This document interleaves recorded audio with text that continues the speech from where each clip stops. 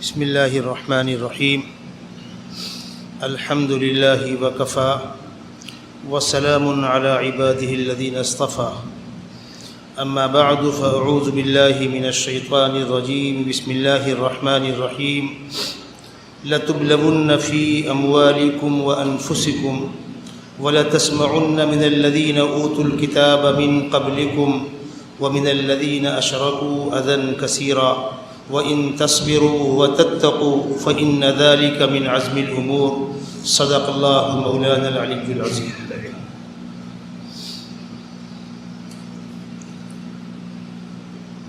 جمعیت علماء بنارس کی جانب سے منعقدہ اس اجلاس کے صدر ہم سب کے مخدوم محترم ام المدارس دارالعلوم دیوبند کے شیخ الحدیث محتمم استاذ الاساتذہ حضرت مولانا مفتی ابو القاسم صاحب نعمانی مدظلہ العالی، اسٹیج پر تشریف فرما علاقے کے دیگر معزز علماء کرام، عمر میں بہت چھوٹا ہوں، بڑوں کے حکم کی تعمیل میں آپ حضرات کے درمیان کچھ طالب علمانہ گفتگو پیش کرنے کے لیے حاضر ہو گیا ہوں۔ رفیق محترم جمعیت علماء ہند کے ناظم عمومی حضرت مولانا حکیم الدین صاحب قاسمی مدظلہ العالی، ہم دونوں ہمدرس ہیں۔ اللہ نے ان کو جمعیت کی لائن سے خدمات کے طفیل میں جہاں پہنچایا، ہم سب کے لیے انتہائی مسرت اور خوشی کی بات ہے۔ حضرت مولانا حکیم الدین صاحب نے مجھ کو دعوت دینے سے پہلے جس موضوع کو چھیڑا کہ نوجوانوں کو دین سے قریب کرنا ہے، شبہوں کو شبہات کا ازالہ کرنا ہے، غلط فہمیوں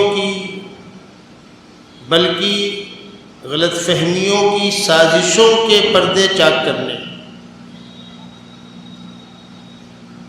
یہاں پر ہم اہل مدارس بیٹھے ہوئے ہیں۔ میں بزرگوں سے معذرت کے ساتھ ایک تجزیہ پیش کرنا چاہتا ہوں کہ جو طلباء مدرسوں میں پڑھتے ہیں، وہ جو افراد اکابر سے وابستہ ہیں تصوف کے سلسلے سے، وہ جو حضرات جماعت کے کام سے جڑے ہوئے ہیں، وہ ان تینوں کو ملا لیجئے تو 10% نہیں ہوتا امت کا۔ ان تینوں طبقات میں امت کا 10% حصہ بھی جڑا ہوا نہیں ہے۔ باقی 90% امت کہاں ہے؟ نہ وہ مدرسوں میں ہے، نہ وہ خانقاہوں میں ہے، نہ وہ جماعت تبلیغ میں ہے، وہ بازاروں میں ہے، اسکولوں میں ہے، کالجوں میں ہے، بال بچوں کی کفالت کے لیے مزدوری کرنے میں ہے، روڈ پر ٹھیلے لگا رہے ہیں۔ ہم مدرسوں میں ہیں تو محفوظ ماحول میں ہیں، اساتذہ کے درمیان ہیں، ہمارے پاس کتابیں ہیں، لائبریریاں ہیں، مذاکرے ہیں، گفت و شنید ہے، سوال و جواب ہے، مسترشدین اپنی دقتوں، پریشانیوں اور اپنے خلجان کو اپنے پیر و مرشد سے بیان کر کے اپنے لیے مشورہ حاصل کر لیں گے۔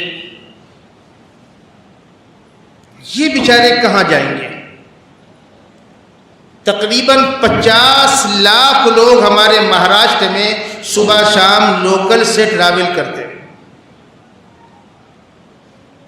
کسی کا سفر 1 گھنٹے کا، کسی کا 1.5 گھنٹے کا، کسی کا 2 گھنٹے کا، کسی کا اس سے زائد۔ یہ سفر سیٹوں میں بیٹھ کر نہیں ہوتا، چند سیٹیں بیٹھنے کے لیے ہوتی، باقی سب کھڑے ہوتے، سیدھے کھڑے ہونے کو جگہ نہیں ہوتی ہے۔ اتنی پائٹ ٹرینیں چل رہی ہیں۔ اب اسی میں ہنسی مذاق بھی ہو رہا ہے، سوال و جواب بھی ہو رہے ہیں۔ جیسا مولانا حکیم الدین صاحب نے فرمایا کہ پہلے تو کبھی کبھی کوئی گستاخ کوئی بات کہتا تھا، اب تو مشغلہ ہو گیا، کروڑوں کی فنڈنگ ہو رہی ہے ایک ایک چینل کے پیچھے، ان کا صبح سے شام تک کام ہی وہی ہے۔ اب بیچارہ سیدھا سادہ مسلمان خالی الذہن، جب اس کے سامنے یہ باتیں آئیں گی، بار بار آئیں گی، بار بار آئیں گی، اگر اس کے دل میں ایمانی رمق باقی ہے، غیرت ایمانی ہے، تو وہ چاہے گا کہ اس کی صحیح صورتحال میرے سامنے آ جائے۔ وہ امید لے کر جمعہ کی نماز میں آئے گا کہ خطیب صاحب، عالم صاحب اس موضوع پر کچھ بولیں گے۔ وہ امید لے کر اپنے بڑوں سے رابطہ قائم کرے گا، اور خدا نہ خواستہ اگر اس کو تشفی بخش جواب نہ ملا تو وہ ذہنی طور پر دین سے دور ہو جائے گا، بیزار ہو جائے گا، ارتداد کے دہانے پر پہنچ جائے گا۔ ایک ارتداد تو وہ ہوتا ہے کہ ڈائریکٹ زبان سے کلمہ کفر ادا کر دیا جائے، اور ایک ہوتا ہے ذہنی طور پر خدا سے بدظن، پیغمبر سے بدظن، قرآن سے بدظن، علماء اور اہل علم سے اور مدارس سے بدظن۔ آج امت کا 80-90% طبقہ اس کا شکار ہو چکا ہے۔ اس کا ذمہ دار کون؟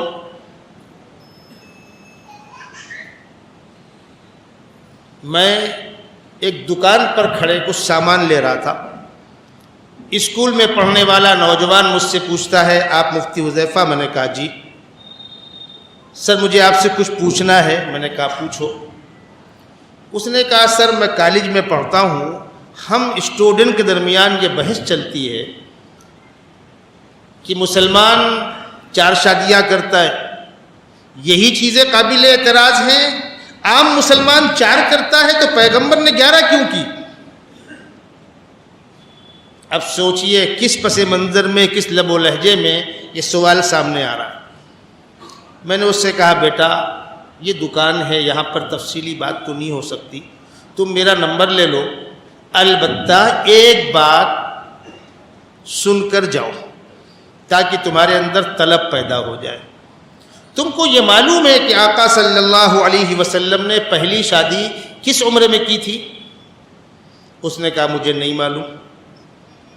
میں نے کہا اچھی بات ہے، اب یہ سن لو، اللہ کی کائنات میں، انسانیت میں سب سے زیادہ حسین و جمیل کون؟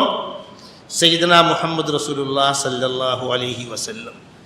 آپ کے بعد حضرت یوسف۔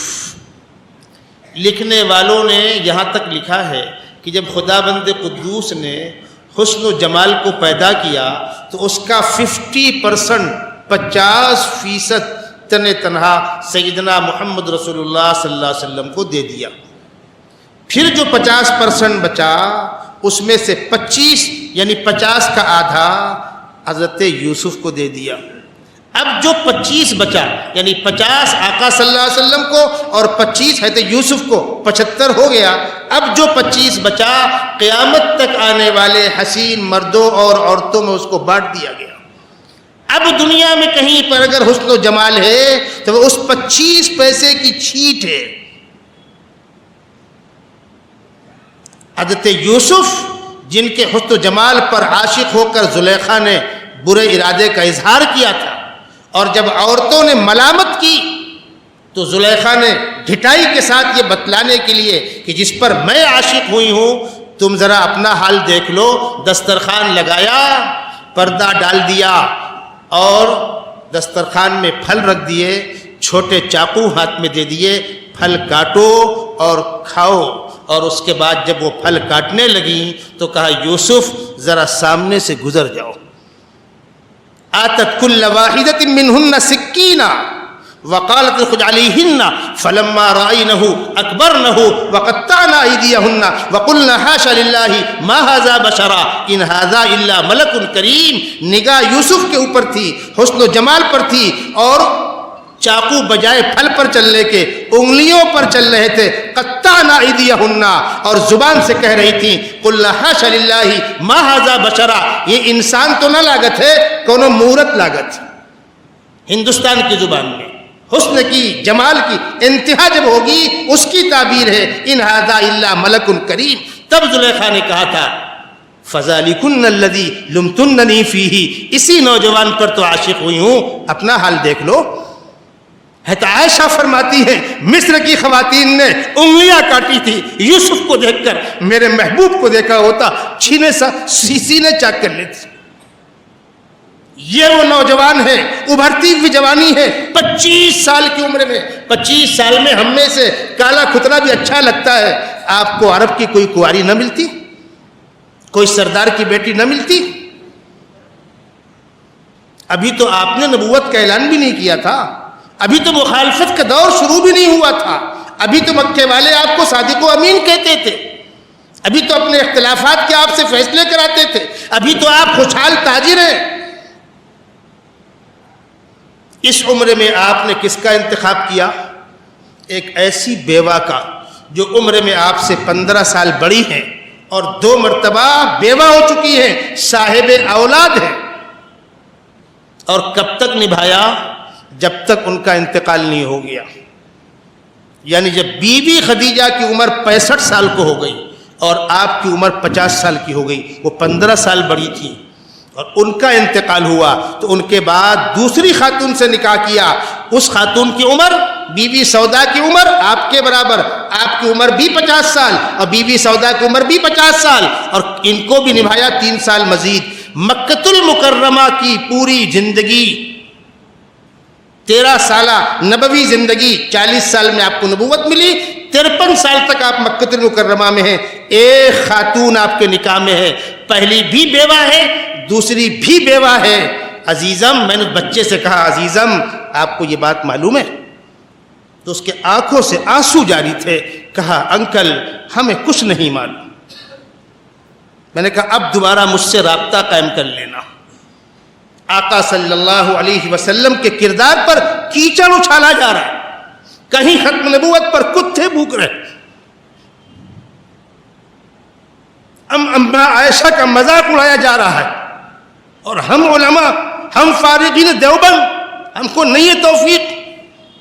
یہ وہ وقت ہے جب ہم کو یہ پڑھنا چاہیے، مر جائیں گے ایمان کا سودا نہ کریں گے، کٹ جائیں گے پر دین کو رسوا نہ کریں گے۔ وہ دور پھر لوٹ کر آ گیا جس دور میں مولانا رحمۃ اللہ کیرانوی نے پادری فنڈر سے مناظرہ کیا تھا اور ان کے خلاف پھانسی کا فیصلہ ہوا تھا۔ ان جیالوں کی امت کو ضرورت ہے۔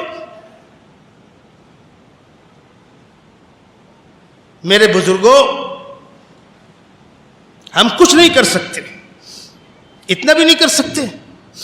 جب نپور شرما نے آقا صلی اللہ علیہ وسلم کی شان میں گستاخی کی، پورے ملک میں ہنگامہ ہوا، میمورنڈم دیے گئے، جلوس نکالے گئے، کیا کیا نہیں ہوا وہ آپ کے سامنے ہے، پوری دنیا چیخ پڑی۔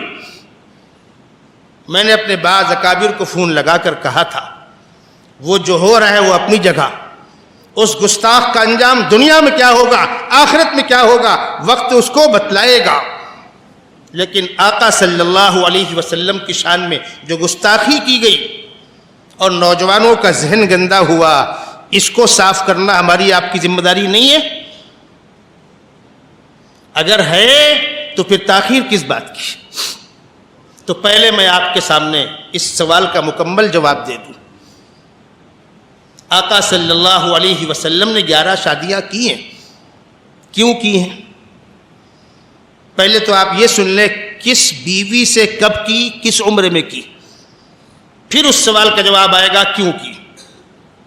پہلا رشتہ آپ نے بیوہ سے کیا، بی بی خدیجہ سے، ان کے انتقال کے بعد حضرت سودا سے نکاح ہوا، اسی درمیان حضرت عائشہ صدیقہ رضی اللہ تعالی عنہا سے بھی نکاح ہوا۔ روایتوں میں آتا ہے کہ نکاح کے وقت عمر 6 سال تھی، بدائی کے وقت 9 سال تھی۔ ٹھیک ہے،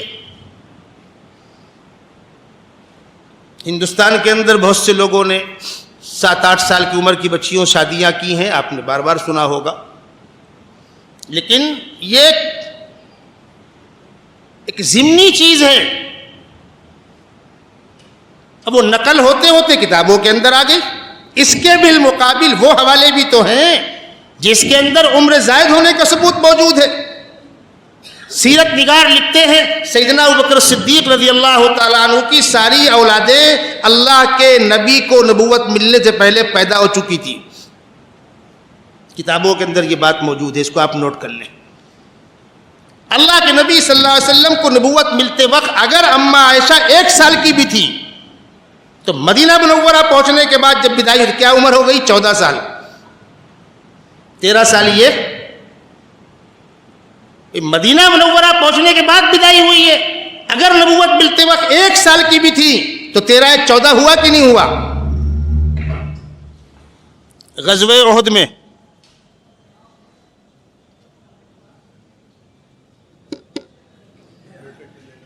ٹھیک ہے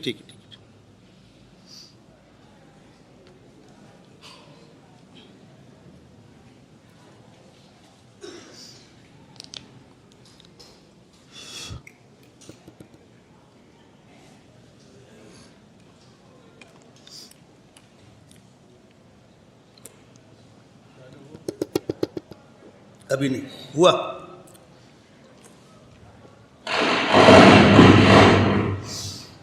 غزوہ احد میں اللہ کے نبی صلی اللہ علیہ وسلم نے 15 سال سے کم عمر کسی کو قبول نہیں کیا. عبداللہ ابن عمر کہتے ہیں میں غزوہ احد میں شرکت چاہتا تھا لیکن میری عمر 15 سال سے کم تھی اس لیے مجھے واپس کر دیا گیا. وہ نوجوان جو صحت مند تھے لیکن 15 سال سے کم تھے ان کو قبول نہیں کیا گیا. اور دوسری طرف مورخین لکھ رہے ہیں حضرت عائشہ غزوہ احد میں زخمیوں کو پانی پلا رہی تھی. اگر 15 سال کی نہیں تھی تو کیسے وہاں آئی؟ یہ میں نے اشارہ کیا. وہ ایک علمی مسئلہ ہے، لکھنے والوں نے بہت لکھا اس پر. حضرت عائشہ رضی اللہ تعالی عنہا سے کیوں نکاح ہوا؟ کنواری ہونے کی بنیاد پر، خوبصورت ہونے کی بنیاد پر؟ حاشا کلا، ایسا بالکل نہیں. اللہ کے نبی صلی اللہ علیہ وسلم کے پاس جبرائیل امین تشریف لائے اور انہوں نے حضرت عائشہ کی شکل آپ کے سامنے پیش کی. بعض روایتوں میں آتا ہے خواب میں اور بعض روایتوں میں آتا ہے کہ زبانی آ کر کہا اللہ کی مرضی یہ ہے کہ عائشہ کو آپ نکاح میں لے لیں. حضرت عائشہ سے نکاح خداوند قدوس کی ہدایت کے بعد آپ نے کیا ہے. کیوں؟ یہ ایک سوال ہے، اس سوال کا جواب آگے آئے گا. جب حضرت عائشہ رضی اللہ تعالی عنہا پر زنا کی تہمت لگائی گئی تو منافقین نے تہمت لگائی اسی لیے تھی کہ آقا صلی اللہ علیہ وسلم کو آپ سے بے پناہ محبت ہے، آپ کی سب سے چہیتی بیوی کو متہم کرو تو آپ کو تکلیف پہنچے گی. کچھ دنوں تک وحی کا سلسلہ رکا رہا، بڑی بے چینی ہوئی، بڑے مسائل پیدا ہوئے اور اس کے بعد خداوند قدوس نے پیغمبر کی اس محبوب ترین بیوی کے دفاع میں قرآن میں ایک رکوع نازل کیا. ان الذین جاؤوا بالافک عصبۃ منکم لا تحسبوه شرا لکم بل هو خیر لکم. مسلمانوں دل شکستہ مت ہو، اس کو خیر مت سمجھو، اس کو شر مت سمجھو، اس شر کے پیچھے خیر مضمر ہے. اگلی آیت ولولا اذ سمعتموه قلتم ما يكون لنا ان نتكلم بهذا سبحانك هذا بهتان عظیم. مسلمانوں ایسا کیوں نہ ہوا جب تمہارے سامنے یہ بات آئی تھی تو چرچا کرنے کی کیا ضرورت تھی؟ قلتم ما يكون لنا ان نتكلم بهذا، یہ پیغمبر کی عصمت کا مسئلہ ہے، ہم گفتگو نہیں کر سکتے، خاموش رہو. ایک عجیب مرض ہوتا ہے، اس سے سنا اس کو دیا، اس سے سنا اس کو دیا. کفى بالمرء كذبا ان يحدث بكل ما سمع، سنی سنائی بات کو آگے بڑھانا جھوٹ کا حصہ ہے. قلتم ما يكون لنا ان نتكلم بهذا سبحانك هذا بهتان عظیم. تمہیں کہنا چاہیے تھا اے اللہ آپ کی ذات بے نیاز ہے، آپ کی ذات بے عیب ہے، کھلا بہتان ہے. یہ ترجمہ کر کے طالب علم آگے بڑھ جاتا ہے، لیکن طالب علم استاد سے پوچھتا ہے حضرت الزام لگا اماں عائشہ پر، برات ہو رہی ہے خداوند قدوس کی، ان دونوں باتوں میں جوڑ کیا ہے؟ الزام لگا اماں عائشہ پر اور نصیحت کیا کی جا رہی ہے؟ قلتم ما يكون لنا ان نتكلم بهذا سبحانك هذا بهتان عظیم. پروردگار آپ کی ذات بے عیب ہے، بے داغ ہے، بے نیاز ہے. مفسرین لکھتے ہیں حضرت عائشہ سے نکاح کرنے کا حکم پیغمبر کو خدا نے دیا تھا.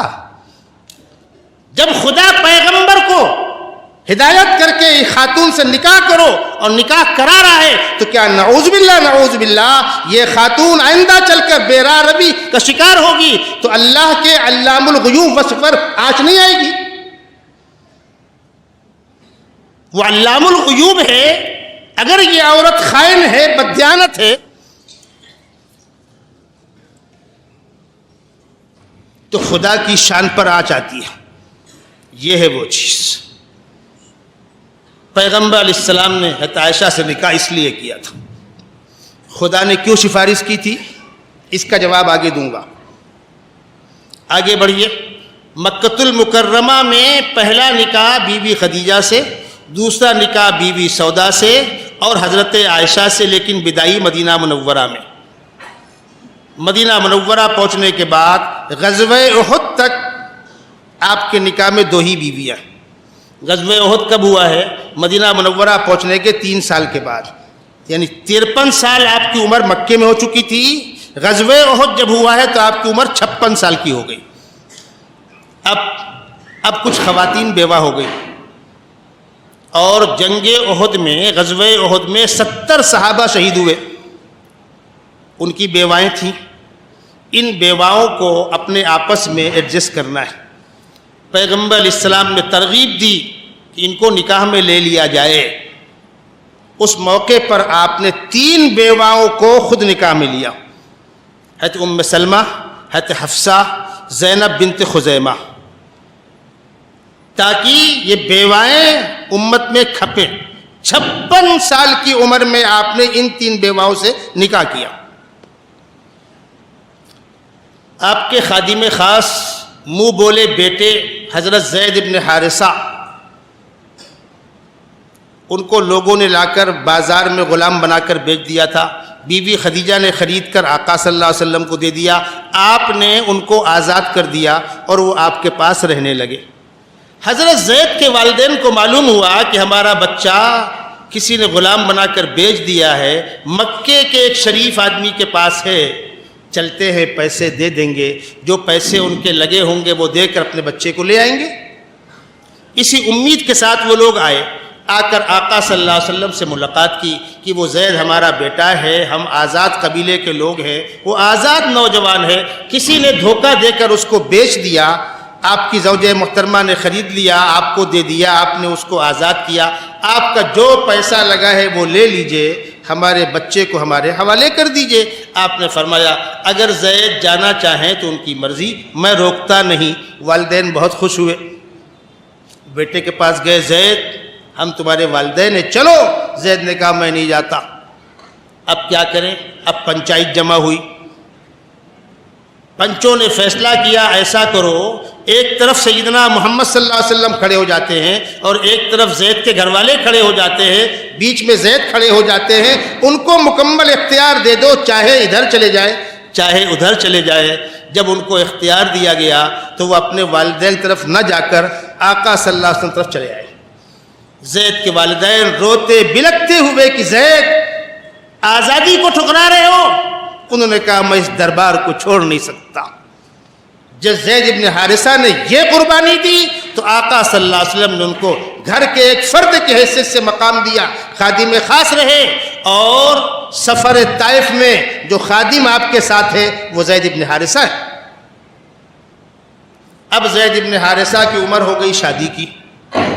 آقا صلی اللہ علیہ وسلم نے اپنی پھوپھی زاد بہن زینب بنت جحش سے نکاح کی خواہش ظاہر کی.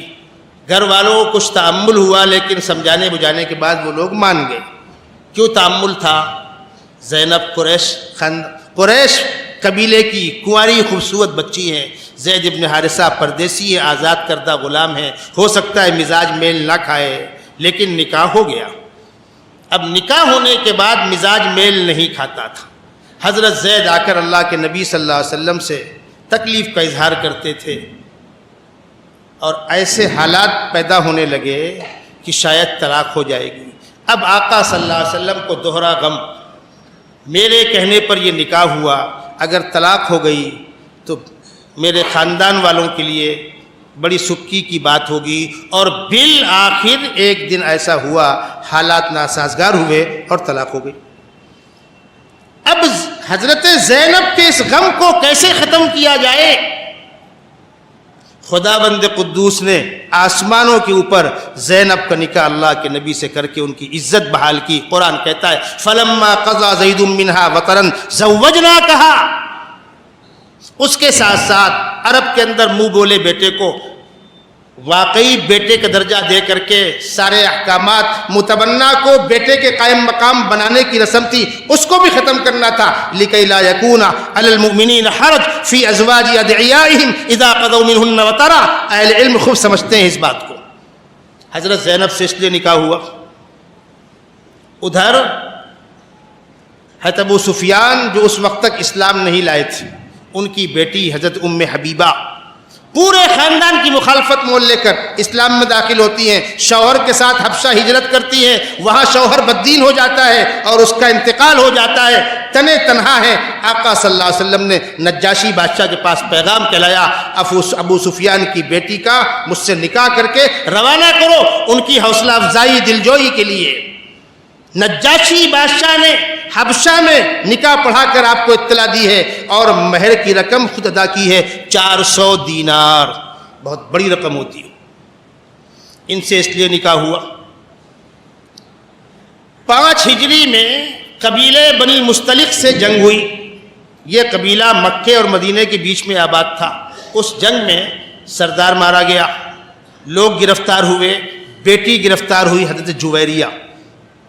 سردار بنی المستلق کی بیٹی جویریہ گرفتار ہوئی اور حضرت ثابت صحابی رسول ہیں، ان کے حصے میں آئی۔ انہوں نے صحابی رسول سے کہا میں تو شہزادی ہوں، سردار کی بیٹی ہوں، ٹھیک ہے حالات ایسے ہو گئے، ہمارا خاندان ہمارا قبیلہ شکست کھا گیا، ایک رقم طے کر لو، مجھ سے لے لو، مجھے رہا کر دو۔ لمبی رقم طے ہوئی۔ انہوں نے کہا ٹھیک رقم ادا کر دو، تم آزاد۔ وہ چڑھ کر اللہ کے نبی صلی اللہ علیہ وسلم کی خدمت میں آئی، اے اللہ کے محبوب میں فلانی کی بیٹی ہوں، ایسا ایسا واقعہ ہو گیا، میں فلانے صحابی کے حصے میں آئی ہوں، اتنی رقم میں نے طے کی ہے، میرے پاس فی الحال تو پیسہ نہیں ہے، آپ وہ رقم ادا کر دے، میں اپنے قبیلے میں جا کر پیسے پہنچوا دوں گی۔ آپ نے فرمایا اگر وہ رقم میں تمہارے لیے اپنے طور پر ادا کر دوں اور تمہیں اختیار دوں، چاہو تو اپنے قبیلے میں جاؤ اور چاہو تو حرم نبوت کے اندر آ جاؤ۔ انہوں نے کہا اس سے بڑی سعادت کیا ہوگی۔ آقا صلی اللہ علیہ وسلم نے وہ بدلے کی رقم ادا کی، انہوں نے اسلام قبول کیا، آپ نے ان کو نکاح میں لے لیا۔ جب صحابہ کو معلوم ہوا کہ قبیلے بنی المستلق کی شہزادی پیغمبر کی بیوی ہو گئی، ام المومنین ہو گئی، تو اس قبیلے کے لوگ ہم نے گرفتار کر رکھا ہے، وہ تو اللہ کے نبی کے سسرالی رشتہ دار ہو گئے۔ سارے صحابہ نے تمام گرفتار شدگان کو بلا کسی معاوضے کے آزاد کیا۔ جب ان کو یہ خوشخبری ملی تو انہوں نے آ کر اللہ کے نبی صلی اللہ علیہ وسلم کے قدموں پر سر رکھا، کلمہ پڑھا، مسکراتے ہوئے لوٹ کر اپنے قبیلے میں گئے۔ ادھر ماتم پھٹا ہوا تھا کہ مارے گئے اور کاٹے گئے اور گرفتار ہوئے، یہ مسکراتے ہوئے پہنچے تو لوگوں نے پوچھا کیا ہوا، تو یہ واقعہ سنایا۔ کہا اچھا اتنا پاکیزہ نظام ہے، اللہ کے نبی اتنے با اخلاق ہیں، ہمارے سردار کی بیٹی کو اپنے گھر کی عزت بنا لی، وہ پورا قبیلہ چل کر آ کر مشرف باسلام ہو گیا۔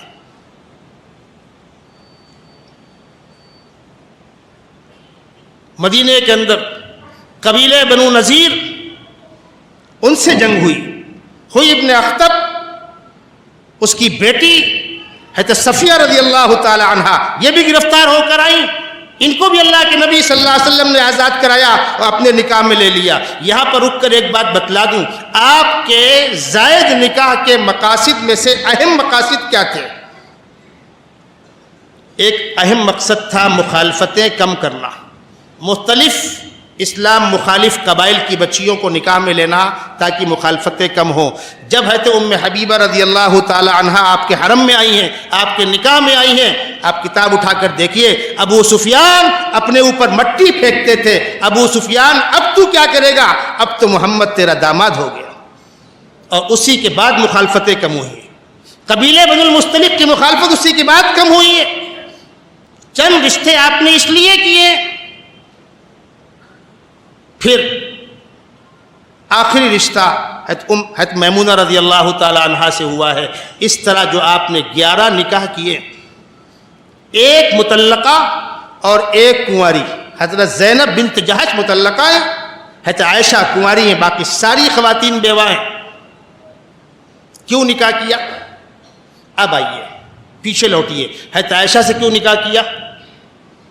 خداوند قدوس نے آپ کو نبوت کی امانت حوالے کی اور ارشاد فرمایا یا ایھا الرسول بلغ ما انزل الیک من ربک وان لم تفعل فما بلغت رسالتہ. اس پیغام کو آپ پہنچائیے.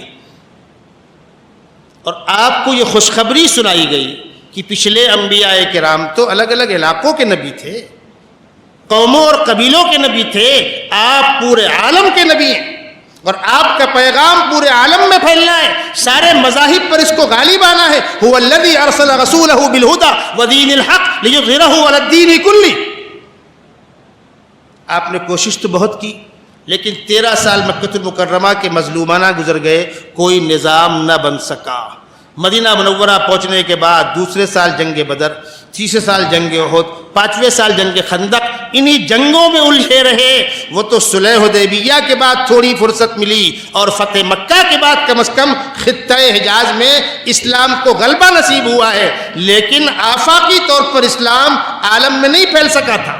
وہ تو خلفائے راشدین کے دور میں جنگ یرموک اور جنگ قاسیہ کے بعد باطل کی کمر ٹوٹی ہے, روم و فارس زیر ہوئے ہیں اور اسلام کا جھنڈا پورے عالم کے اندر لہرایا ہے.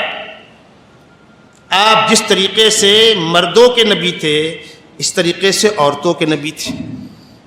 آپ کی کوشش یہ تھی کہ مرد بھی آ کر زائد سے زائد تعلیم حاصل کریں اور پیغام پھیلے, عورتوں میں بھی تیزی کے ساتھ پیغام پھیلے. آپ نے مختلف قبیلوں میں شادیاں کی, آنے والے مہمان مرد حضرات مسجد نبوی کے اندر آ کر ٹھہر جاتے تھے. خواتین کہاں جائیں؟ تم کس قبیلے سے آئی؟ فلاں قبیلے سے. تم فلاں زوجہ محترمہ کے حجرے میں جاؤ. تم کہاں سے آئی؟ فلاں سے. تم فلانی زوجہ محترمہ کے حجرے میں جاؤ. اور آپ کو بتلا دوں, مرد سے بات کرے بے تکلفانہ بات کر سکتا ہے, عورت غیر مرد سے بات کرے حجاب ہوتا ہے, پردہ تو ہے, یہ حیا شرم مانے ہوتی ہے. عورتوں کے ساتھ وہ مسائل پاکی ناپاکی کے, خاص طور پر حیض کی پاکی ناپاکی کے ایام, میں آپ کو بتلا دوں جب رمضان مبارک کا مہینہ شروع ہوتا ہے ایک نازک ترین مسئلہ سامنے آتا ہے, اندازہ ہوتا ہے خواتین میں کام کرنے والی بہنوں کی کتنی ضرورت ہے. ایک نازک مسئلہ ہے, رمضان کا مہینہ شروع ہو گیا, اب قرآن کی وہ آیت پڑھیے فمن شہد منکم الشہر فلیصم. صحت مند ہو, مسافر نہیں ہو, روزہ رکھنا فرض ہے, روزہ چھوڑنا بدترین جرم ہے.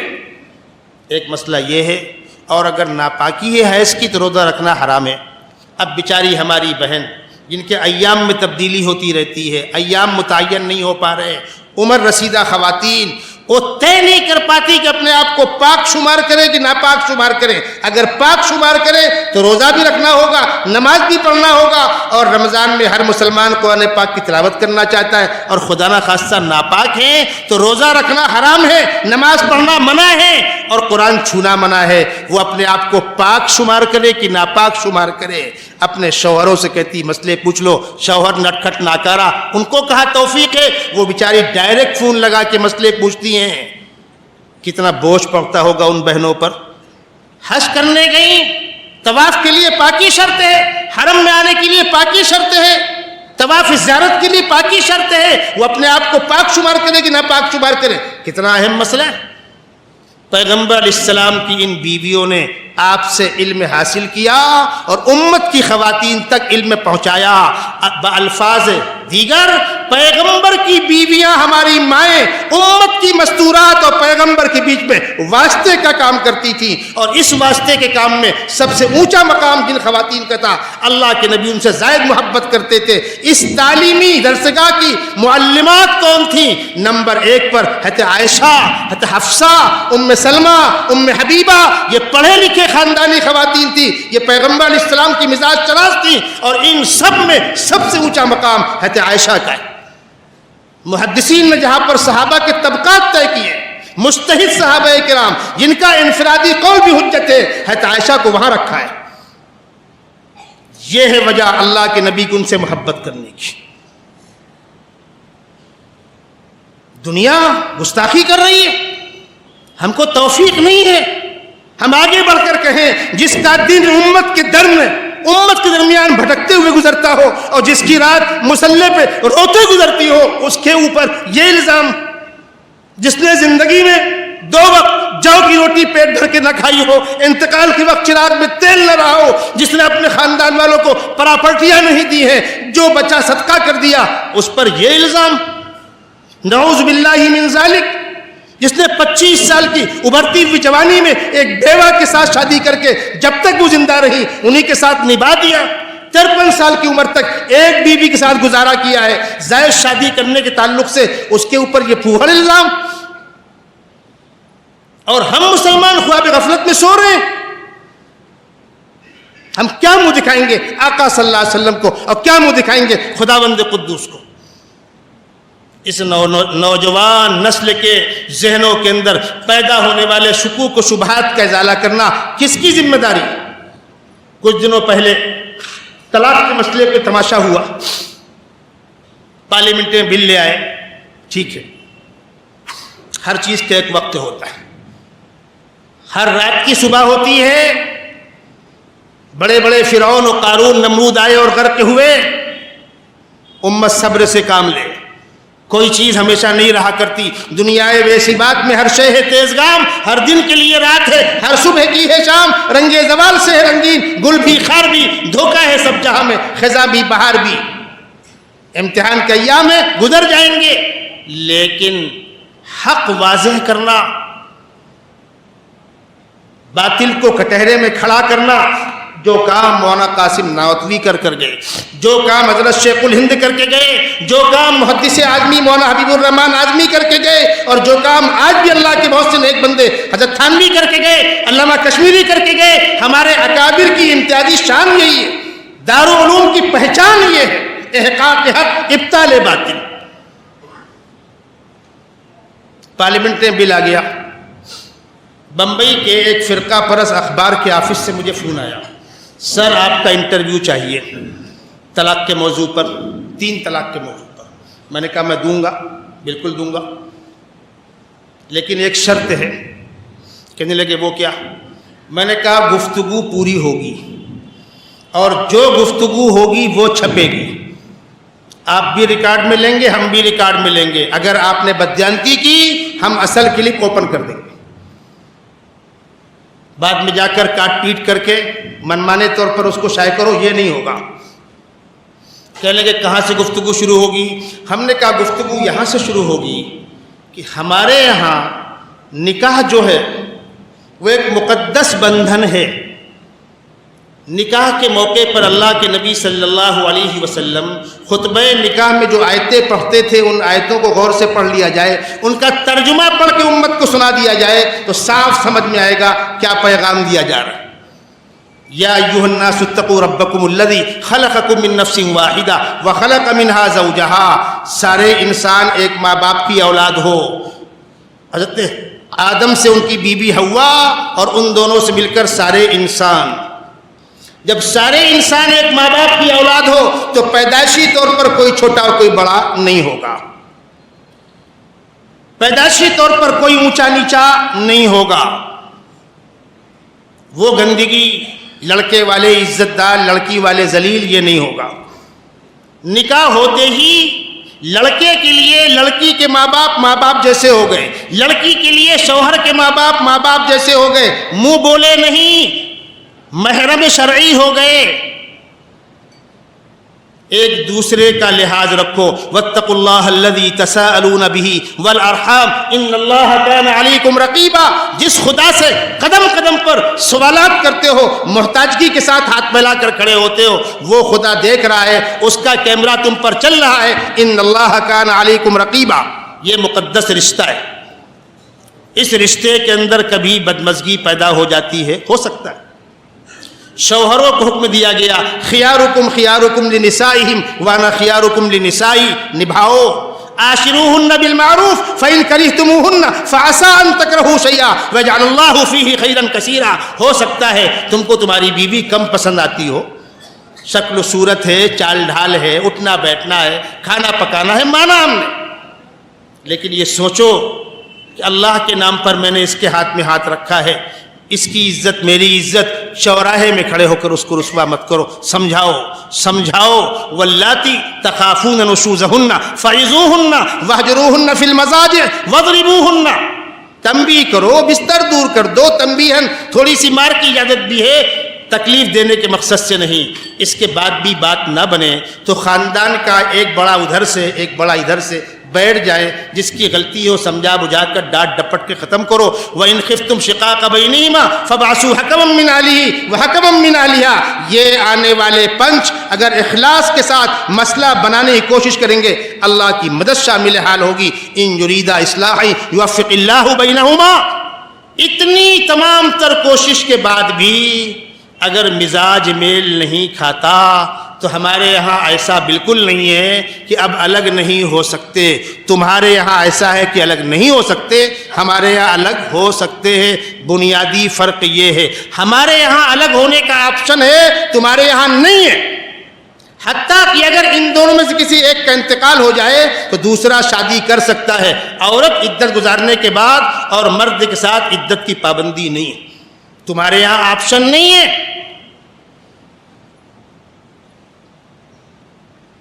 اگر کسی مرد کا انتقال ہو جاتا ہے، عورت بیوہ ہو جاتی ہے، تو ہمارے یہاں اس بیوہ کا گھر بسانا افضل ہے۔ اللہ کے نبی فرماتے ہیں کسی کنوارے نے اگر کسی بیوہ سے اس لیے شادی کی کہ اس کا گھر بسے، میں اس کی روز قیامت شفاعت کروں گا۔ تمہارے یہاں بیوہ کا مقام کیا ہے؟ تم اس کو راڑ کہتے ہو، ڈائن کہتے ہو، منحوس کہتے ہو، ناگن کہتے ہو۔ وہ کسی سہاگن کا منہ دیکھ نہیں سکتی، کسی کے بچے اور گود میں نہیں لے سکتی، کسی شادی کی محفل میں نہیں آ سکتی، جائے تو کہاں جائے؟ اور ہمارے یہاں کیا کہا گیا؟ انکحوا الایام منکم، بیٹھی ہوئی عورتوں کی رشتوں کی فکر کرو۔ اور ہمارے پیغمبر نے 25 سالہ ابھرتی ہوئی جوانی میں پہلا رشتہ بیوہ سے کر کے دنیا کو پیغام دیا، دنیا والوں بیوہ ہمارے یہاں قابل احترام بھی ہے اور قابل رحم بھی ہے۔ اور فرمایا مسلمانوں، اگر تمہارے محلے میں کوئی بیوہ اور کوئی یتیم غربت کی بنیاد پر بغیر کھائے سوئے، تم کھا کر سوئے، تمہارا ایمان محفوظ نہیں رہے۔ یہ بنیادی سوچ کا فرق ہے۔ گفتگو یہاں سے شروع ہوگی۔ ہمارے یہاں بچی کو باپ کی پراپرٹی میں میراث ہے، کنواری ہو تو میراث ہے، بیاہی ہو تو میراث ہے۔ جب تک بچیوں کا حق نہیں نکالو گے، بچوں کا حق طے نہیں ہوگا۔ یوصیکم اللہ فی اولادکم للذکر مثل حظ الانثیین، 2 بیٹیوں کے برابر ایک بیٹے کا، پہلے بیٹیوں کا نکالو تب بیٹے کا طے ہوگا۔ ایک عورت بچی ہو تو باپ کی سرپرستی، شادی شدہ ہو شوہر کی سرپرستی، عمر رسیدہ ہو تو بھائی یا بیٹے کی سرپرستی۔ اسلام نے عورت کو کہیں تنہا نہیں چھوڑا ہے۔ آپ کے یہاں شادی کر دی، کھڑے ہو کر کنیا دان کر دیا، بچی چلی، راستے میں ایکسیڈنٹ ہو گیا، شوہر مر گیا، یہ بیوہ ہو گئی، بدوا ہو گئی۔ جب دنیا ہم کو جواب دے کدھر جائے گی، ادھر، وہ قبول نہیں کریں گے سسرال والے۔ کیوں؟ ڈائن تھی، شوہر کو ڈس لیا۔ لڑکی والے کہیں گے ہم نے بچی کو کنیا دان کر کے ودا کر دیا، یہ غریب جائے تو کہاں جائے؟ ہمارے یہاں بچی کے لیے باپ کا گھر کھلا ہوا ہے، بہن کے لیے بہن کے لیے بھائی کا گھر کھلا ہوا ہے، ماں کے لیے بیٹے کا گھر کھلا ہوا ہے۔ اس موضوع پر میں نے ان سے کہا، اخبار کے ذمہ دار سے، جب جس کی طبیعت چاہے ٹی وی کے پردے پر بیٹھ کر میں لائیو گفتگو کر سکتا ہوں، لیکن گفتگو مکمل ہوگی، اینکر مداخلت نہیں کرے گا۔ کہنے لگے سر یہ تو آسان نہیں۔ میں نے کہا جس دن حوصلہ ہوگا اطلاع کر دینا۔ صرف آپ کے منہ میں زبان ہے؟ میرے بزرگوں، ہمارے پاس قرآن جیسی مقدس کتاب ہے، ہمارے پاس سیدنا محمد رسول اللہ صلی اللہ علیہ وسلم کی روشن زندگی ہے، اسلامی نظام حکومت کا پورا فلسفہ ہمارے پاس موجود ہے، اور ہم احساس کمتری کا شکار ہیں۔ سب سے پہلی بات، ہمارے سماج میں، ہمارے گھرانوں میں، ہمارے خاندانوں میں جو برائیاں آ گئیں، جو گندگیاں آ گئیں، بچیوں کی شادی میں 50 لاکھ خرچ کر دیں گے، منڈپ لگائیں گے، جہیز دیں گے، زیور دیں گے، اور بچی کو اس کا جائز حق نہیں دیں گے۔ رات بھر نفل پڑھی، صبح فجر پڑھ کے چھوڑ کے سو گئے۔ بچیوں کو سادگی کے ساتھ بدا کرو۔ نمبر 1 کی بات تو یہ ہے کہ ان کو پورا حق دو، ورنہ بجائے منڈپ میں، کھانے میں، جہیز میں پیسہ برباد کرنے کے، وہ پیسہ بچا کر اس کو ایک مکان دے دو، اس کو ایک دکان دے دو، اس کو ایک باٹڑا دے دو، 100 گز کا پلاٹ دے دو۔ صاحب وہ ڈیکوریشن کا سامان دے دیا گیا، جس گھر میں وہ جا رہی وہاں رکھنے کی جگہ ہے کہ نہیں، اے سی دے دی گئی۔ پھر ماں صاحبہ پوچھتی ہیں وہ اے سی کس کمرے میں لگی، تیرے کمرے میں کہ ساس کے کمرے میں؟ 40 تولہ سونا دے دیا گیا۔ پہلے سال تو شوہر صاحب شرما حضوری زکوٰۃ نکال دیتے ہیں، اگلے سال علماء سے مسئلہ پوچھتے ہیں، حضرت اس کے زیور کی زکوٰۃ اس پر کہ مجھ پر؟ تو مسئلہ کیا معلوم ہوگا؟ جس کا سونا اس پر۔ اب جب شوہر بیوی سے کہے گا کہ تیرا سونا تو جان، تو بیوی بھی کہے گی تمہارے گھر کی خدمت میری ذمہ داری نہیں ہے، قانون تم نے پڑھا تو قانون میں نے ہی پوچھ رکھا ہے۔ اختلافات شروع ہوئے۔ اب وہ 40 تولہ سونا جس کباڑ کے اندر ہے، وہ کباڑ جس کمرے کے اندر ہے، اسی کمرے میں انورٹر کا بٹن بھی ہے، اسی کمرے میں پانی کے موٹر کا بٹن بھی ہے، اسی کمرے کے اندر اسٹیبلائزر بھی ہے۔ اب وہ کمرہ بند کر کے جائے تو ساس صاحبہ کا منہ پھولتا ہے، ہم میں چور سمجھا تھی، بند کر کے چلی گئی۔ کھول کے جائے تو ماشاءاللہ خاندان نوجوان بچے، کسی نے ہاتھ پھیر دیا، سونا چوری ہو گیا۔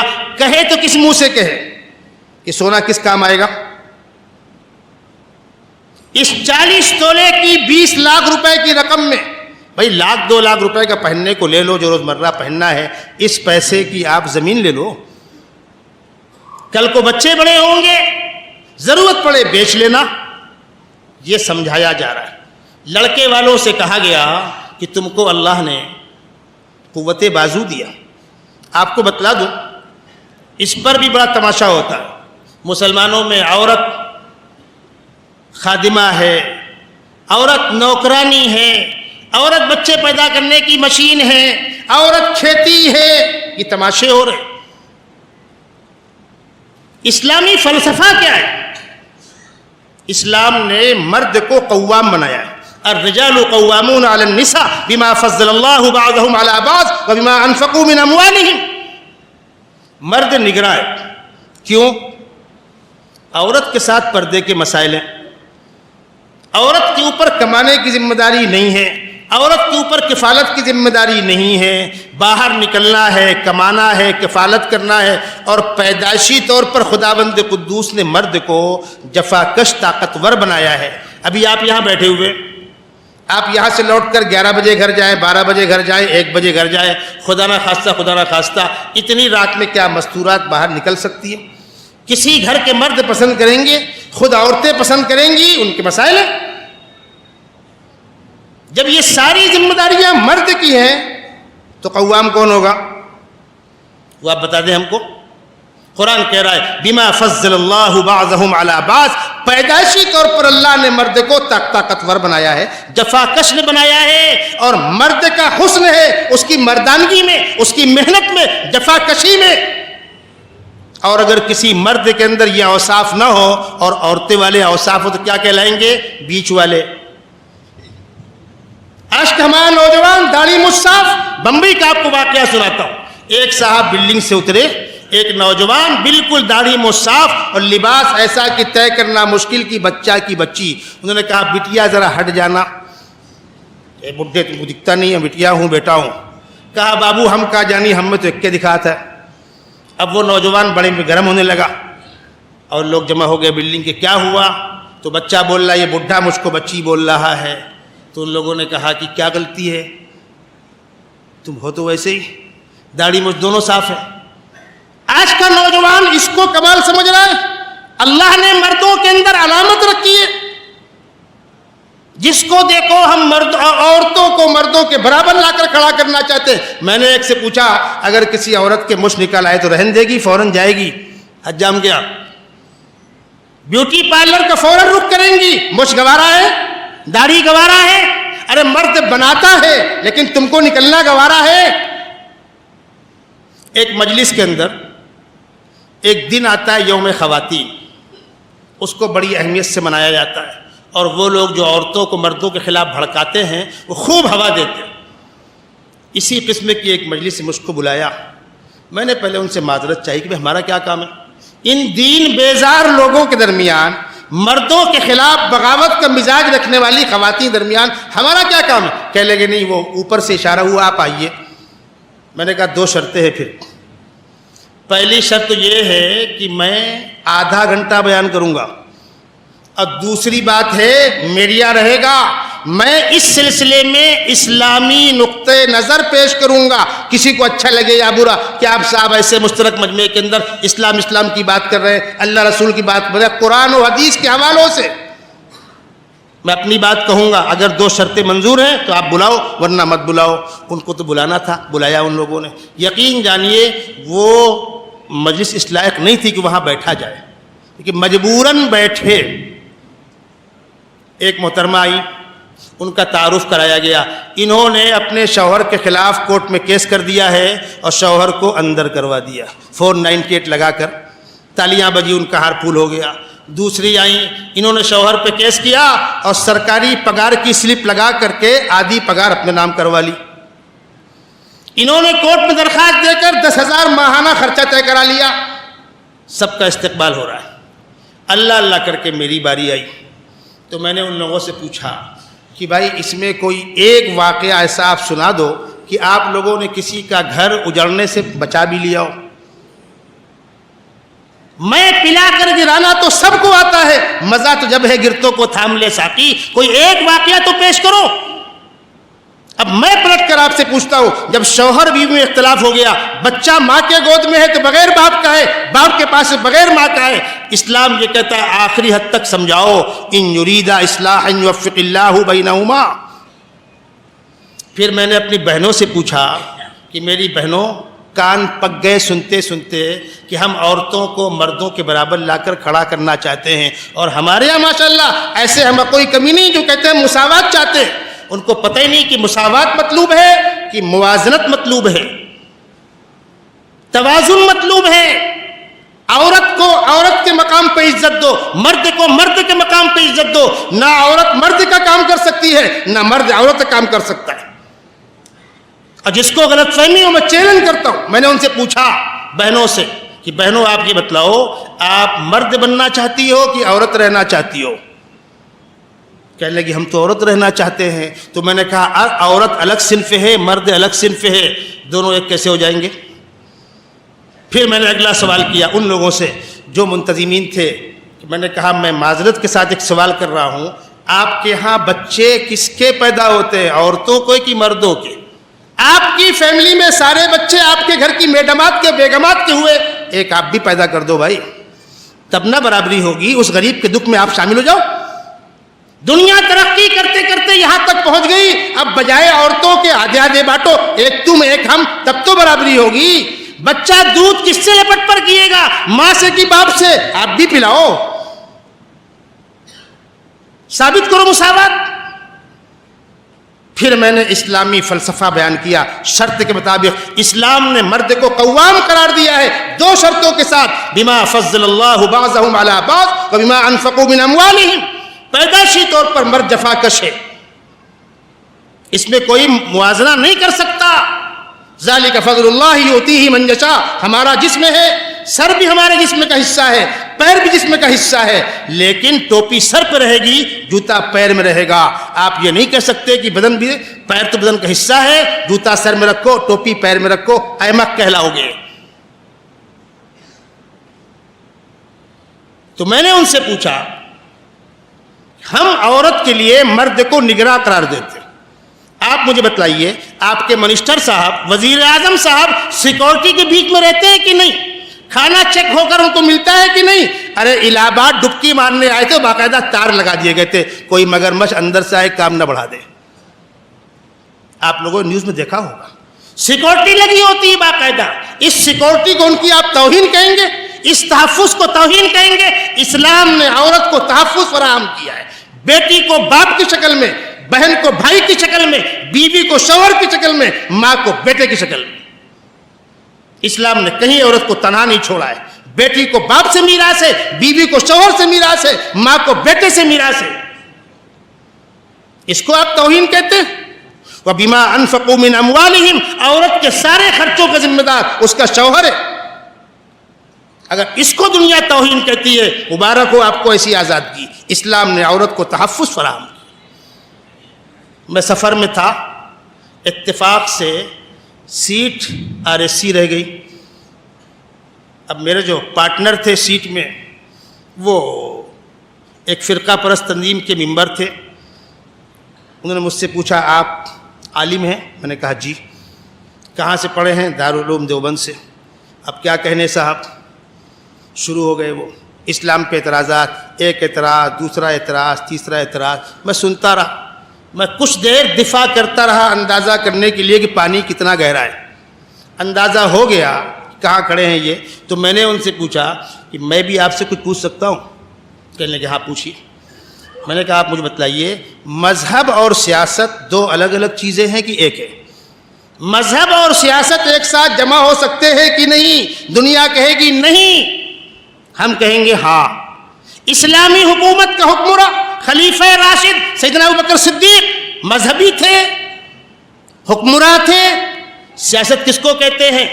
نظام مملکت کو چلانا. تو ہمارے خلفائے راشدین حکمراں نہیں تھے؟ ایماندار مسلم بادشاہ حکمراں جو ہوگا وہ سیاسی نہیں ہوگا؟ ہوگا. ہمارے یہاں دونوں ایک ساتھ جمع ہو سکتے ہیں. دنیا والوں کے پاس جمع ہونے کا آپشن نہیں ہے. میں نے ان سے پوچھا آپ کے ہاں سیاست اور مذہب دو الگ الگ چیزیں ہیں. اب آپ بتاؤ اگر آپ اس ملک میں رام راج لائے تو جو حکمراں ہوگا وہ سیاسی ہوگا اور مذہبی ہوگا یا کوئی ایک ہوگا؟ صرف سیاسی ہوگا؟ صرف مذہبی ہوگا؟ اب چپ. اب تو کوئی جواب نہیں. میں نے کہا آپ کے یہاں ایک شخص کا انتقال ہو جاتا ہے، اس کے پیچھے بیوہ ہے، بچے ہیں، بچیاں ہیں، بوڑھے والدین ہیں، پراپرٹی کون لے گا اس کی؟ کہنے لگے وہ آپس میں سمجھ کے بانٹ لیں گے. میں نے کہا مذہب کیا کہتا ہے وہ بتلاؤ نا. پرسن بتلاؤ. بڑا بیٹا قبضہ کر کے بیٹھ جائے گا، لڑکے لے لیں گے، لڑکیوں کو محروم کر دیں گے، بیٹے لے لیں گے، ماں کو محروم کر دیں گے. جواب تو ہم کو اس بات کا. چپ. ان کے پاس کوئی جواب ہو تو جواب دینا بھائی. کیا مسلمانوں خدا نہ خواستہ ہم بھی خالی ہاتھ ہیں؟ ہم سے کوئی پوچھے تو ہم کہیں گے کہ بھائی بچوں کا ڈبل، بچیوں کا سنگل.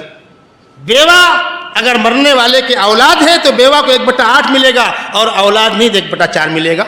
وَلَهُنَّ الرُّبُعُ مِمَّا تَرَكْتُمْ إِن لَّمْ يَكُن لَّكُمْ وَلَدٌ فَإِن كَانَ لَكُمْ وَلَدٌ فَلَهُنَّ الثُّمُنُ. بیوی کا انتقال ہوا، شوہر کو اگر اولاد نہیں نصف ملے گا. وَلَكُمْ نِصْفُ مَا تَرَكَ أَزْوَاجُكُمْ إِن لَّمْ يَكُن لَّهُنَّ وَلَدٌ فَإِن كَانَ لَهُنَّ وَلَدٌ فَلَكُمُ الرُّبُعُ. اور اگر اولاد ہے تو پھر 1/4 ملے گا. مرنے والے کے والدین کو کیا ملے گا؟ وَلِأَبَوَيْهِ لِكُلِّ وَاحِدٍ مِّنْهُمَا السُّدُسُ. سارے احکامات تفصیل کے ساتھ موجود ہیں. لیکن ہائے افسوس، اسلام پر اعتراضات، پیغمبر اسلام پر اعتراضات، خدا پر اعتراضات. میں آپ کو واقعہ سناؤں. جب بمبئی کے اندر طلاق کے مسئلے کو لے کر کچھ خواتین نے آزاد میدان میں دھرنا دیا، حج ہاؤس میں پروگرام کیا. اس وقت تک یہ حکومت نہیں تھی موجودہ، پچھلی حکومت تھی. اور ٹی وی پر بدتمیزی چالو. مجھ کو بلایا گیا، میں گیا. ایک محترمہ بالکل زناٹے کے ساتھ چالو تھی. میں نے ان سے پوچھا بہن آپ جو اعتراضات کر رہی ہو یہ اعتراضات مسلمانوں پر ہیں کہ اسلام پر ہے؟ آپ پہلے جواب دیجیے. یہ اعتراضات مسلمانوں پر ہیں کہ اسلام پر ہیں؟ اگر اسلام پر ہے تو خدا کے واسطے آپ پہلی فرصت میں راستہ اپنا دیکھ لیں. اللہ تعالیٰ کو ایسے مسلمان نہیں چاہیے جو خدا پر ہی مطمئن ہو. اور اگر آپ مسلمان ہیں تو پھر آپ کو قرآن و سنت کا فرمان ماننا ہوگا. پہلے آپ طے کرو اپنے آپ کو مسلمان مانتی ہو کہ نہیں. ان کا پورا پٹارا یہیں لپٹ گیا. کہنے لگے نہیں اسلام کو تو مانتے ہیں، مسلمانوں پہ اعتراض ہے. میں نے کہا مل بیٹھ کے بات کر لو. کہنے لگے کوئی سنتا نہیں ہے. میں نے کہا مسلم پرسنل لا کی لیڈیز ونگ اس کے ممبران بمبئی کے اندر موجود ہے، عظما ناہید بمبئی کے اندر موجود ہے، اسما زہرا حیدرآباد کے اندر موجود ہے. میں آپ کو نمبر دے دیتا ہوں، چلیے میرے ساتھ، میں آپ سے بات کرا دیتا ہوں. یہ میڈیا میں آ کر باطل کا اعلی کار بننا آپ کو موت نہیں آئے گی. اور میں نے ان سے کہا اور میڈیا والوں سے کہا کہ آپ سن لو، خداوند قدوس بالکل نہیں چاہتا کہ سارے انسان جنت میں چلے جائیں، کوئی میرا باغی نہ رہے، نہیں، اس نے صاف اعلان کر دیا، در فیض محمد وائے آئے جس کا جی چاہے اور نہ آئے جہنم میں جائے جس کا جی چاہے۔ انا خلقنا الانسان من نطفۃ امشاج نبتلی فجعلناہ سمیعا بصیرا انا ہدیناہ السبیل اما شاکرا و اما کفورا، چاہو ادھر جاؤ چاہے ادھر جاؤ، اگر جہنم کے راستے میں جاؤ گے تو جہنم ایسی ایسی ہے، جنت کے راستے میں جاؤ گے جنت ایسی ایسی ہے۔ اگر خداوند قدوس یا اسلام یہ چاہتا کہ دنیا کے اندر صرف اسلام رہے، کوئی اور مذہب نہ رہے، تو خداوند قدوس کے لیے کیا مشکل تھا، ایک اعلان ہوتا آسمان سے، خبردار ہوشیار مانو ورنہ دانا پانی بند، ہوا اعلان؟ کبھی نہیں۔ سارے انسان بغاوت کر جائے خدا کے خلاف، خدا کی خدائی میں کیا فرق پڑنے والا ہے؟ نہ جنت تنگ ہے نہ جہنم تنگ ہے۔ تم اسلام سے بیزار لوگ پہلی فرصت میں باہر جاؤ۔ ہم پر یہ بھی اعتراض ہے، صاحب تمہارے پرکھوں نے مار مار کے داخل کرایا۔ ایک صاحب مجھ سے کہنے لگے، میں نے کہا میرے بھائی اسلامی اصول سن لو، طاقت کے زور پر، لالچ کی بنیاد پر کسی کو کلمہ پڑھاؤ گے، نہ پڑھنے والے کا ایمان معتبر ہوگا نہ پڑھانے والے کو ثواب ملے گا۔ لا اکراہ فی الدین، ایسا ایمان مطلوب ہی نہیں ہے۔ کہنے کے سوال نہیں پیدا ہوتا، میں نے کہا قرآن میں لکھا ہوا ہے۔ ہم سفر میں جا رہے تھے، میں نے کہا مدھیہ پردیش میں گاڑی چل رہی ہے، ہر مسجد میں قرآن موجود ہے اور قرآن کا ترجمہ ہندی کے اندر موجود ہے، ٹرین چھوڑ دو مسجد چلو، جو میں کہہ رہا ہوں دکھا دیا، اگلا ٹکٹ آپ کے ذمے، نہیں دکھا پایا اگلا ٹکٹ میرے ذمے، اور جب تک ٹکٹ نہیں ملے گا ہوٹل کرایہ میں دوں گا، کھانا میں کھلاؤں، اترو۔ تو ہمت نہیں، کیا تماشا ہے۔ ناگپور کے اندر ہم کو گھیرا میڈیا والوں نے، ہم نے ان سے کہا میرے بھائی پورے ہندوستان کے اندر اس فیملی سے میری ملاقات کرا دو جس کا یہ دعویٰ ہو کہ 300 سال پہلے 400 سال پہلے ہمارے آباء و اجداد کو مار باندھ کر اسلام میں داخل کرایا گیا، مجھے ایسی فیملی سے آپ ملاقات کرا دو۔ ٹرین چلنا ٹرین سے آپ چلو، جہاز چلنا جہاز سے آپ چلو، میں کرایہ دوں گا، کیمرے لے کر چلو، آن لائن گفتگو ہوگی۔ میں اس فیملی سے ملنا چاہتا ہوں میرے بھائی۔ ہم ان سے ایک ہی بات پوچھیں گے، اگر آپ کا یہ دعویٰ ہے کہ ہمارے پرکھوں کو مار باندھ کے داخل کیا گیا تھا تو اب کس نے روکا بھائی؟ وہ دور کب کا چلا گیا، انگریز کا دور آیا، ملک آزاد ہو گیا، کس نے آپ کو روکا ہے؟ یہ پوہر الزامات اسلام کے خلاف، مسلمانوں کے خلاف، ہمارے اکابر کے خلاف، اولیاء اللہ کے خلاف، مسلم بادشاہوں کے خلاف۔ میں نے ان سے کہا اس ملک کی تاریخ اٹھا کر پڑھ لو، اور میں چیلنج کرتا ہوں کوئی مسلم بادشاہ ایسا دکھا دو جس کی کیبنٹ کے اندر ہندو وزراء نہ رہے ہوں اور جس کی فوج کے اندر ہندو فوجی نہ رہے ہوں، اور کوئی ایک ہندو بادشاہ ایسا دکھا دو انگریز کی آمد سے پہلے جس کی کیبنٹ کے اندر مسلم وزراء نہ رہے ہوں اور مسلم فوجی نہ رہے ہوں۔ اس ملک میں مذہب کی بنیاد پر کوئی جھگڑا کوئی دنگا کبھی نہیں ہوا۔ وہ تو انگریز آئے، اس کا بیج بو کر گئے اور ان کی اولادیں اس کو ہوا دے کر آگے بڑھا رہے۔ تو میرے بزرگوں، میں نے بات جہاں سے شروع کی تھی، مولانا حکیم الدین صاحب نے اپنی تمہیدی گفتگو میں فرمایا کہ نوجوانوں کی رہبری کرنا ہماری بنیادی اولین ذمہ داری ہے۔ ان نوجوانوں کو، آج کا اجلاس ماشاءاللہ جمعیت علماء کا یہاں ہو رہا ہے، اس وقت ہمارے مہاراشٹر میں اصلاح معاشرہ کے اجلاس ہو رہے ہیں۔ جمعیت علماء ہمیشہ سال میں اس کا عشرہ مناتی ہے۔ ہمارے اکابر فدائے ملت مولانا اسد صاحب بڑی اہمیت کے ساتھ ان چیزوں کو آگے بڑھاتے تھے۔ دارالعلوم دیوبند کے ہمارے اکابر امت کے بیچ میں نکلتے ہیں، اصلاح معاشرہ کی باتیں کرتے ہیں۔ نوجوانوں کو جن چیزوں سے روکنا ہے، نشے سے روکنا ہے، تضییع اوقات سے روکنا ہے، پیسے کی بربادی سے روکنا ہے، رات میں دیر تک جاگنے سے روکنا ہے۔ جب رات میں دیر تک جاگو گے تو اس کا بوجھ دن پر پڑے گا۔ اگر آپ کے پاس پیسہ ہے تو آپ کاروبار کیجئے، پیسہ نہیں ہنر سیکھ لیجئے۔ ملک میں آپ کو نہیں ملتا کام، دنیا بہت وسیع ہے، جائے خدا تنگ نیس پائے مرا لنگ نیس، پاسپورٹ بناؤ باہر نکل جاؤ۔ اور میں مسلم نوجوانوں سے کہوں گا، ہم اس ملک میں اقلیت ہیں، مائنورٹی ہیں، کسی بھی اقلیت کے لیے اکثریت کے مقابلے میں دو ہی راستے ہوتے ہیں، یا تو تعلیمی میدان سے کمپٹیشن سے آگے بڑھنا یا اپنی صلاحیتوں سے اپنا لوہا منوانا۔ یہ بدقسمتی ہے ہماری، ہم اکثریت کے برابر محنت کرنے کو تیار نہیں, اکثریت کے برابر پڑھنے کو تیار نہیں. اللہ اللہ کر کے تھوڑا سا حالات اندر تبدیلی آئی. 92-93 کے حالات آپ کے سامنے ہیں. خاص طور پر ہمارے مہاراشٹر میں عجیب غیر یقینی صورتحال پیدا ہو گئی تھی. داڑھی ٹوپی والوں کا ٹرین میں چلنا مشکل تھا. اس وقت مہاراشٹر میں بورڈ کا نتیجہ سامنے آیا 10ویں کا. پورے اسٹیٹ میں ٹاپ کیا مسلم بچے تنویر منیار نے. اگلے سال ٹاپ کیا بلال شیخ نے. تیسرے سال مسلم بچیاں 3 بچیاں سوم پوزیشن لائی. یو پی کے اندر کنڈا تحصیل کا بچہ شمیم شارف پورا یو پی ٹاپ کرتا ہے. اس کے بعد رات گئی اور بات گئی, امت اوڑھ کے سو گئی. تب نمبر کیوں نہیں کم کیے گئے؟ تب استحصال کیوں نہیں ہوا؟ اس وقت بچوں نے طے کیا تھا ہمارے سامنے سارے راستے بنے, کھلا ہے تو ایک ہی راستہ تعلیم کا میدان, اس سے آگے بڑھے. آج پھر وہی دور آ گیا. تعلیم پر توجہ دو. مدارس میں پڑھنے والے طلباء تضییع اوقات سے بچیں, غیر ضروری کاموں سے بچیں. موبائل میں بیٹھے گیم کھیلنا, چائے پینے باہر جانا, گپ سڑاکھا کرنا, اس سے ہمارا اپنا نقصان ہو رہا ہے. درسگاہوں کے اندر پڑھیے, کمروں کے اندر پڑھیے, کالجوں میں پڑھیے, روڈوں پر پڑھیے. غریب بچوں نے اخبار بیچ کر فیس بھر کے تعلیم حاصل کی.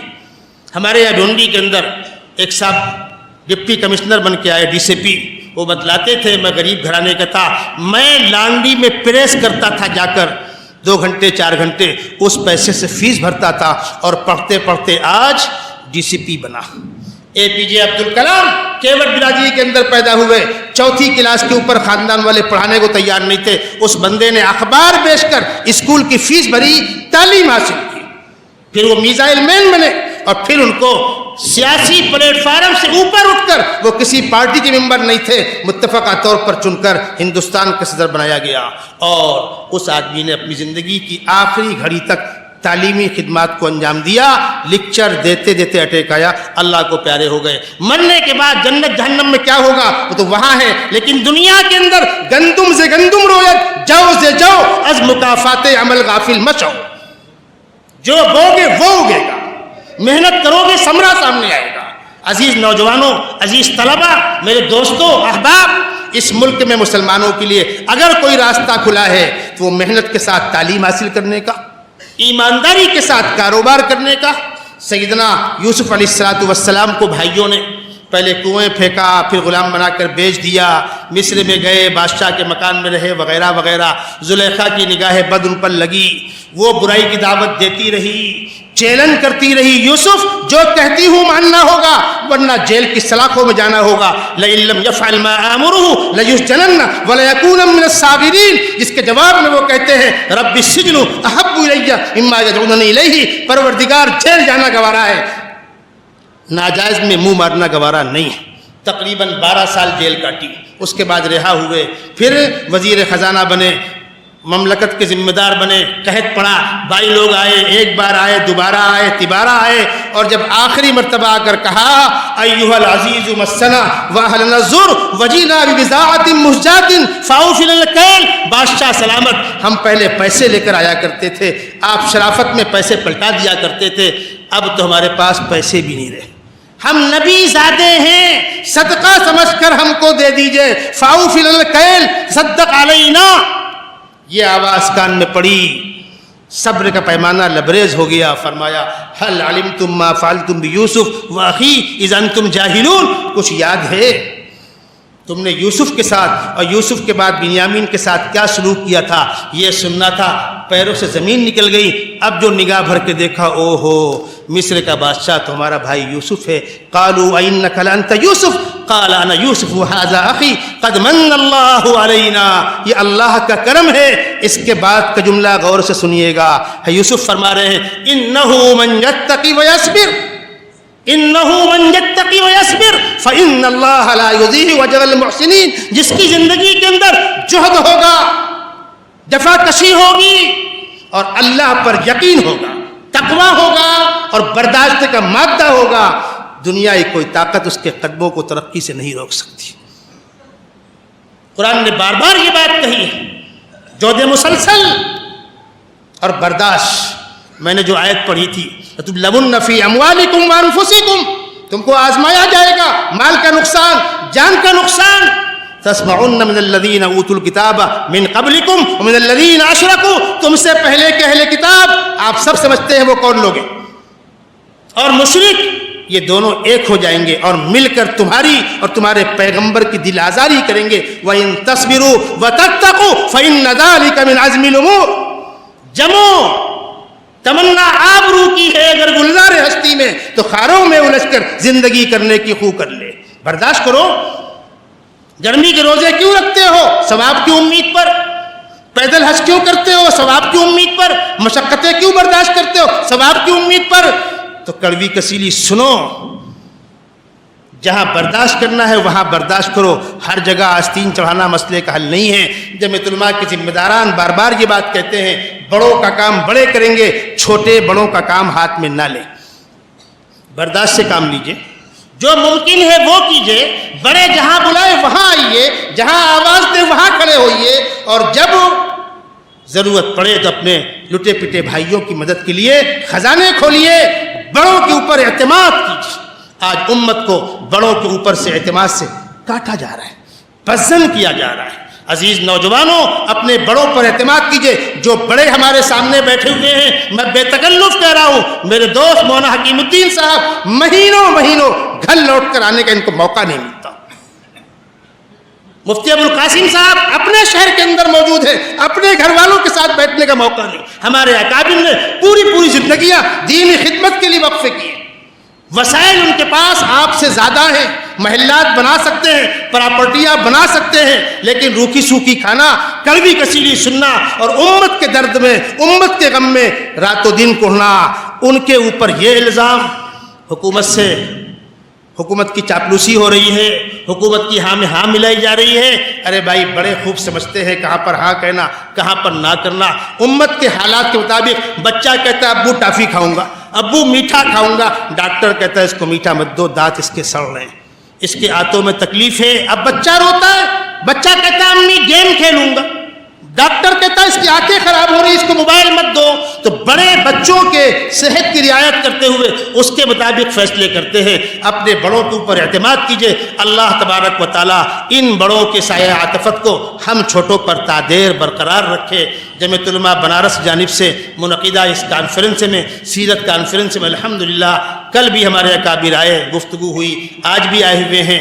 بڑوں کا حکم تھا کہ تم کو عشاء کی اذان تک گفتگو کرنی ہے، 8 بجے عشاء کی اذان ہونے والی ہے، اس لیے میں اپنی گفتگو یہاں پر روک رہا ہوں. اللہ تبارک و تعالیٰ مجھے آپ کو دین کی خاطر ہر چھوٹی بڑی قربانی پیش کرنے اور ہم کو بامقصد زندگی گزارنے کی توفیق عطا فرمائے. وآخر دعوانا ان الحمد للہ رب العالمین.